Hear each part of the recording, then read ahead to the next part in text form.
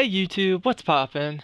We're back with another Orioles franchise, and I'm gonna be honest with you guys, this is gonna be a jam-packed episode.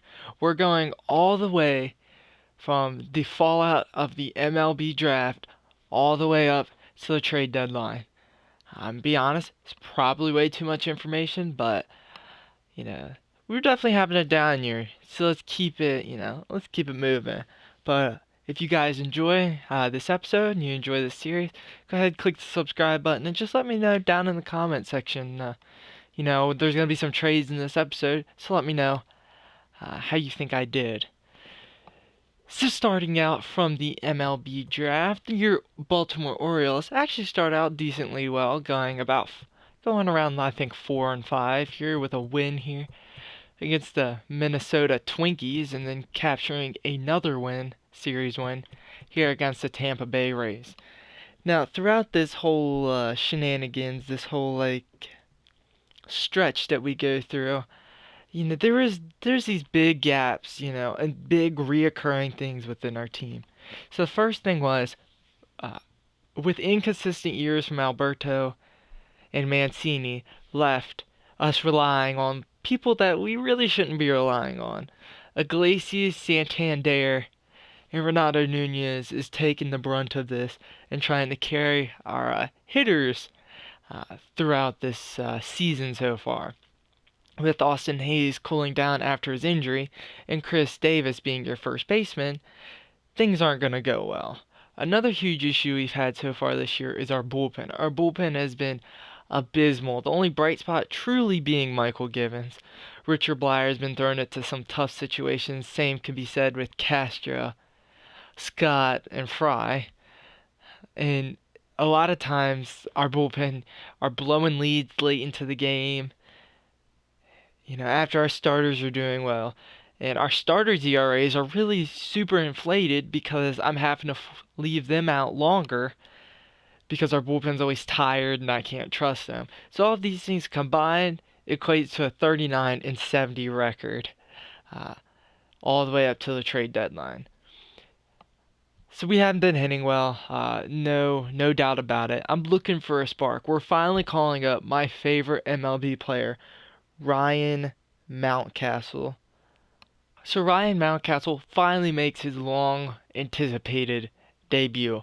I felt that we finally were able to give him enough time to, with the whole service time issue and hopefully gaining us another year. But also, I felt that he was ready. Looking at his stats, he's obviously a hitter first kind of guy. He's a bat first, and he can play all around the infield and left field as well. Throw it in there. He's got decent speed. I'm not expecting him to make magnificent plays in the field, but I'm looking for him to hopefully spark the team.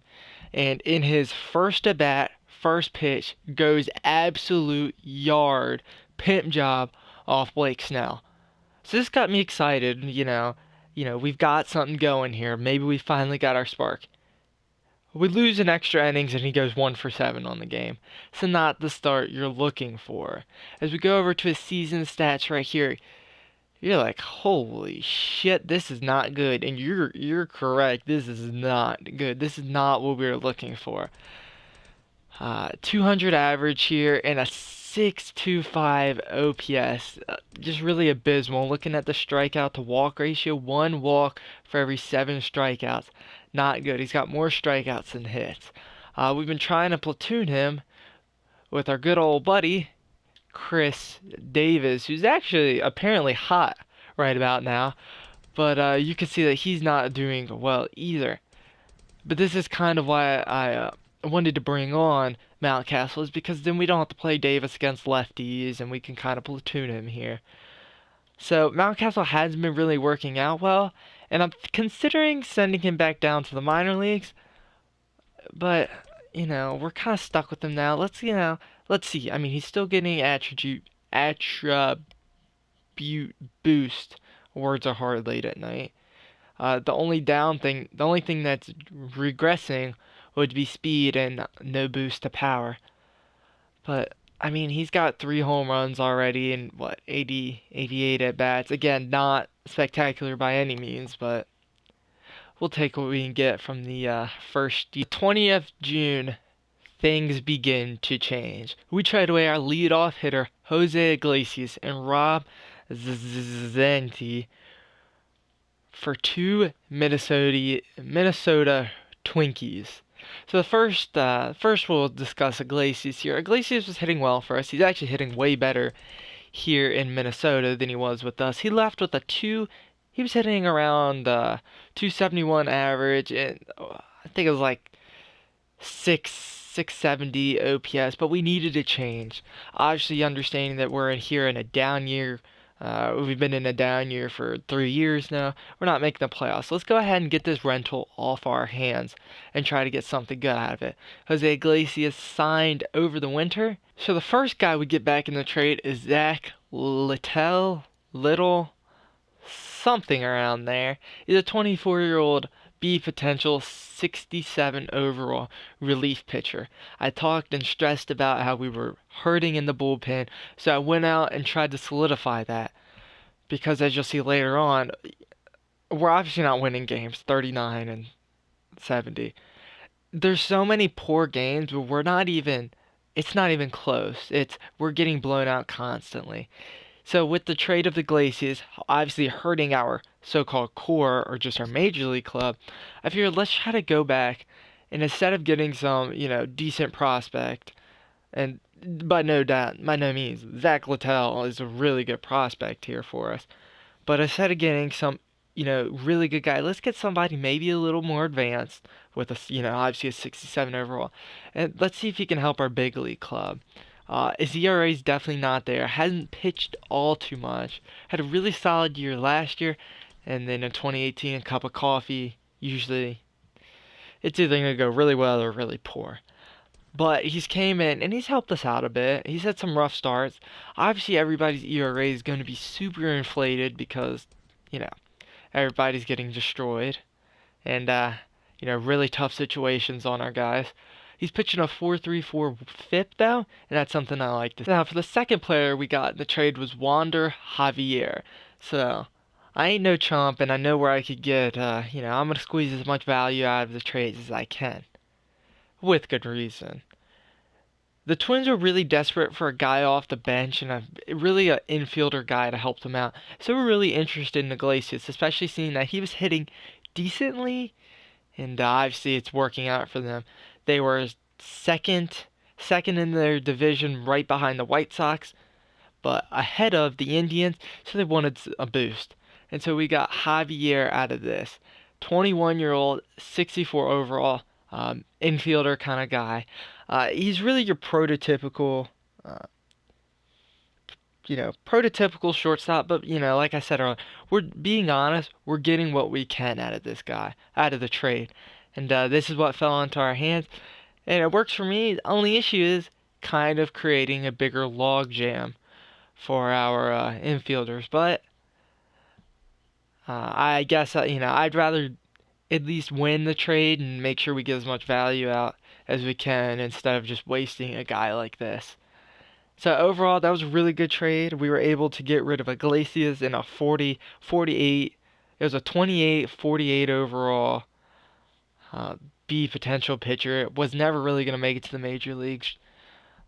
And, I think we got two quality guys that could probably help us. I'm more looking towards Littell, but Javier could be somebody that we could see in the majors in a few years. So that trade occurred on the 20th in midst of a 4-game losing streak.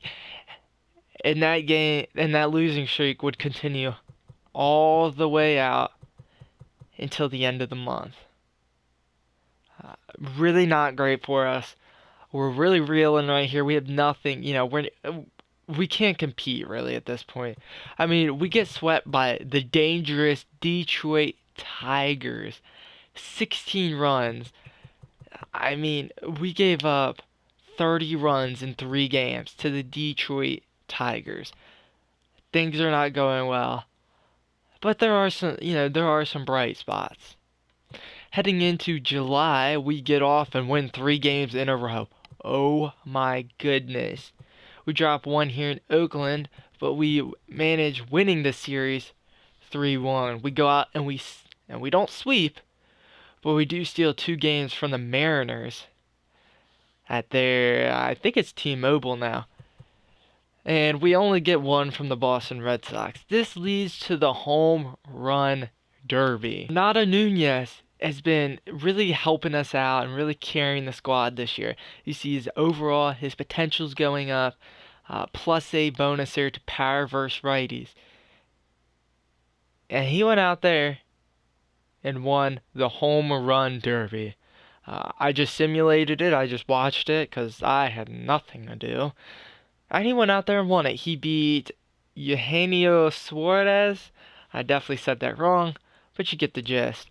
So far through the trade deadline, he has 31 home runs, matching his total from last year, but in a significantly less at bats. He's doing well hitting the ball and a 900 OPS. This is really what I'm looking for, and especially with Trey Mancini not doing well. Renato Nunez and him have kind of flipped places, as Trey Mancini's hitting a similar line to this. I think worse though. But Renato Nunez does win the home run derby, and then he was our lone All-Star in the All-Star game, which the AL won.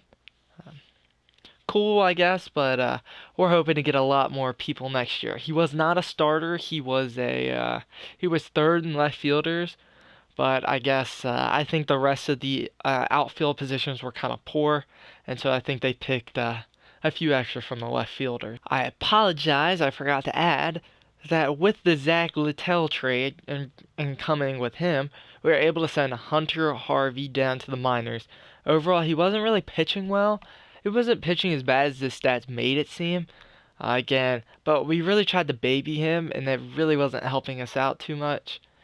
So we were able to send him down to AAA Norfolk, and hopefully he can do well there. The last I checked, he wasn't doing that well, but again, we're really looking for growth from our prospects here. So moving after the All-Star game, the next important thing for any franchise, any organization, is the trade deadline. Going in, though, after the All-Star game, we go ahead and win a series against Tampa Bay, sweep the Seattle Mariners, and eventually lose 1-2 against the Oakland Athletics here. But boy, here we go, the trade deadline. So the main things going into the trade deadline for myself was we didn't want to destroy our MLB roster here. We've got a lot of guys here. Well, I won't say a lot of guys, but we've got some guys here that we really can't. You scroll through. I mean, look, 79 to 73. We go over to the next team, 95 to 80, and I'm just counting the overall span. So their worst player on the front page for the Red Sox is still better than our best player on our team, and there you go. Adam Frazier went to the Red Sox. Go over to the next team, even worse, 83, 81, 91 to 75. So almost beating us there, 91 to 80. Do I need to continue? We're really lacking here in the Major League Ball Club. So that kind of prevents us we're not, actively in these games a lot of the times. We're getting blown out, dominated. We really should be in AAA, to be honest. I think we could do well there. So we didn't really, we're already losing too bad, so it's not like we don't want to tank per se.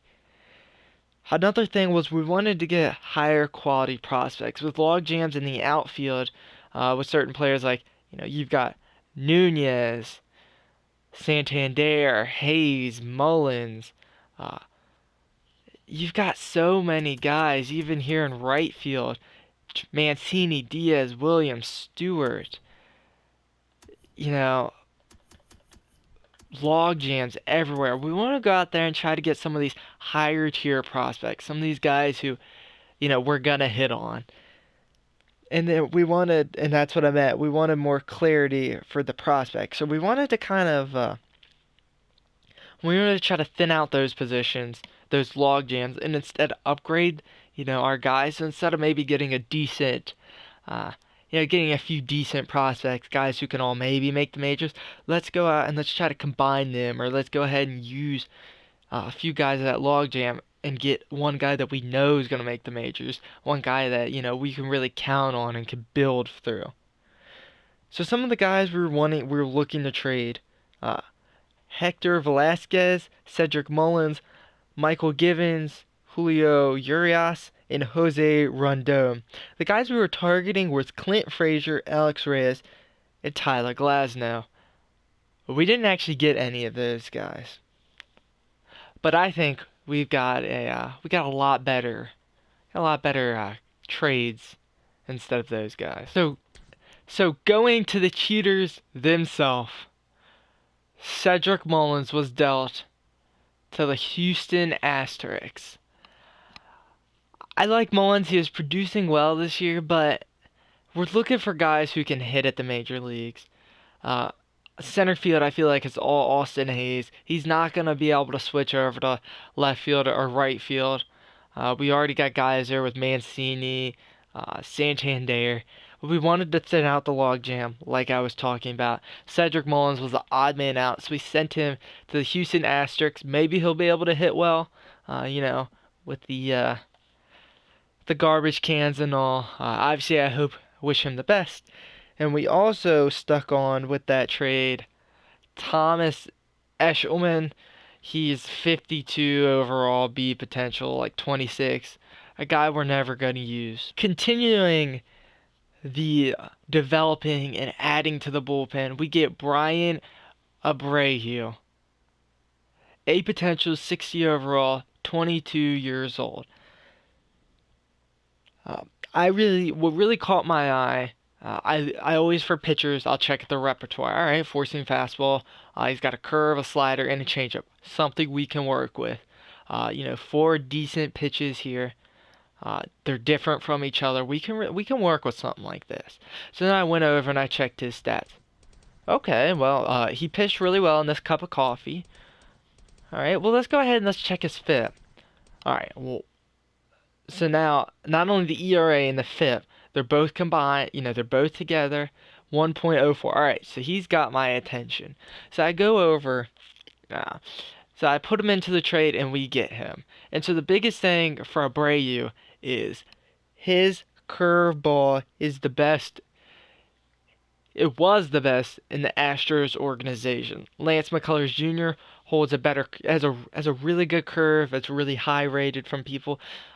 Abreu's curve was rated higher than that. With that, he has a wipeout slider to go at the mid 90s four-seam fastball. The changeup's iffy, but this guy is, really good. I'm really looking forward to using him and seeing him develop. He's going to stay in AAA for now and trying to see if we get any of those attribute boosts up and see if we can get any better. But another good thing is, I talk about how, deadly some of that stuff is, that, no quirks. But his stamina is, he's listed as a relief pitcher. But if we wanted to, we could switch him and maybe have him as a starter, or even, like a long relief guy. Maybe he's a starter, maybe he's an opener.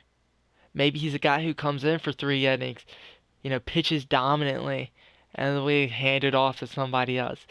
Abreu really gives us some flexibility and helped. We got rid of Mullins, got rid of a logjam there in the outfielders, and brought in a really good prospect back in Abreu. So I was really happy with that trade, and I hope you all feel the same. So in our next trade, Hector Velasquez and Dilson Herrera is dealt to the Los Angeles Dodgers.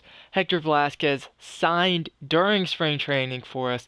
Another guy like Iglesias, an older veteran, and we're able to flip him, and we actually get some decent prospects back. Velasquez pitched decently for us. Obviously, the ERA is super inflated because he's on the Orioles, and everybody knows how that goes. He pitched to a 5.47 FIP, so got unlucky. What do you expect from being on the Orioles? I was actually surprised to get as much as we got back for him, and I think it worked out. Dilson Herrera, the second part of the trade, again, getting rid of these log jams. I think he was a 66 overall when we traded him. I guess he got some boost, good for him. But we're going ahead, we're getting rid of that log jam there, second base and kind of middle infield. And it'll be interesting to see who we get back. But again, another prototypical kind of guy. He's got a little bit more pop in his bat than he does contact. Decent fielder. Really not, you know. I don't really think he would ever made a big difference in the major leagues. And who knows what could have happened if we would have kept him around, but I'm totally fine with getting rid of him. And so you might be looking at Connor Joe here, the man we got back for that deal to the Dodgers, and I talked about a middle infield logjam here, and well, damn it, I'm adding to it with a shortstop here who could play first in all of the outfield positions. But I'm strictly going after something here in this trade. So Connor Joe here, definitely a little bit more improved. It says 67 overall, but in my eyes, he's a way better hitter. He's a way better player overall than Herrera. What I was looking for here was a guy who can hit, a guy who can, hit the ball well and hopefully be able to come up in our major leagues and perform well at least. Obviously, you see there with all of his hitting stats, all of his main hitting stats are above 50 or 55 or above. He's got decent plate skills there, and he's got some pop in his bat. He can field decently. He's gonna be an average fielder. Hey, I'm all for it. He's got some. He's got a little bit of speed on him, so he's not just a waste out there on the base paths. My hope is if he hits well, maybe we can send down Mountcastle. Maybe let Mountcastle develop a little more in AAA, and hopefully he can have a good reset for the campaign next year. But again, Connor Joe, what a name, by the way. So generic, let me tell you. But, 26 years old, see potential. Obviously not the greatest, but, the hitting stats are there. Let's just hope he can contribute to the Major League Ball Club. So the second guy from that trade was Hunter Fiducia? Fiducia? Yeah. I'm gonna be honest, not really looking for much here. We were just trying to get back. Obviously, we don't want to waste any of that trade value we could get, so we were kind of looking for somebody younger. They didn't really have a lot of young guys, the Dodgers, in their organization that didn't have a lot of trade value, and so we actually settled here on a catcher, 22 overall. Again, just trying to get a little bit back. Maybe he'll be something. Not really counting on much, but hey, we're adding to, we're just adding to the system. Because you got a 27-year-old here, 28-year-old here, 31. Doesn't hurt to get a younger guy, even if he doesn't make it up to the major leagues with Adley Rutschman here. So the final trade in this episode was Jose Rondon and Ramon Urias. So Jose Rondon can't hit. He can field, but 25 years old, B potential. Again, I mean, did Connor Joe look so much better than this? Yeah, I would say so. He can run the base paths a little bit. Not really worried about him too much. We actually called him up to the major leagues. He actually performed decently, but not, with only a 305 slugging, he's not really going to do too much. I'd rather have a Hanser Alberto who can hit better. So again, trying to create, trying to mess out that logjam, trying to weed it out and chip at it and get rid of it. So Ramon Urias was the second part of this deal, and 25 years old, 70 overall, only C potential. He had a lot of trade value. A lot of teams and organizations were interested in him. We ended up throwing in into this deal, kind of just a so-so hitter. Yeah, just so-so hitter, average, maybe, not really. He can field decently well and has some speed. Again, nothing really wows me here. He doesn't really do anything well. We're looking for guys, like I said, instead of having those, meh, obviously there's not going to be 20 Trevor Stories in the world, but, let's see if we can get some guys, people who can hit. That's pretty much what wins you games. And Emmanuel Clase was the man we got back. A potential. He's actually 70 overall when he got him, but that was with the quirks, or with the morale boost. But we got a stud here. The repertoire is a little shaky. Cutter, four seam, and a slider. But if you do not know what Emmanuel Clase has, he's probably going to be one of your favorite pitchers. So I already see 99 velocity, 99 arm strength as a reliever. All right, so that's cool. So he can throw, 99 fastball. That's pretty cool. Except he has the outlier quirk. And so as you can read there, primary pitch exceeds max uh, max velocity limit.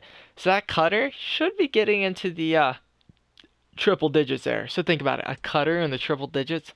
That's something you can go for. Again, strengthening this bullpen. We're actually kind of creating a logjam with relievers, but I'm all right with that because when you get guys like Emmanuel Clase, which is what I was talking about. So not only we're making a logjam with kind of the relievers, but this is a high tier prospect. 22 years old and can throw triple digits. A potential. I mean, this is going to be he should in theory be better than Tanner Scott. But imagine him and Tanner Scott. You have lefty Scott and then righty Clase. It's definitely going to be fun seeing him up in the majors. He's not going to be there just yet, as far as I know. But I mean, hey, in the Texas organization last year, he had 23 innings with a 2.31 ERA. So with the innings pitched, he just moved the decimal to the left one, and that's his ERA. And looking at his FIP, 3.13. So I mean, really good here, especially for a rookie who's only 21. Guys, obviously a lot of information going out to you all. Yeah. Yay, Adley Rutschman and DL Hall is really up here. But if you guys enjoyed the video, let me know. Again, comment how you think I did and how you think those trades went. And again, I just really appreciate you all tuning in, and I hope to see you all soon. See ya.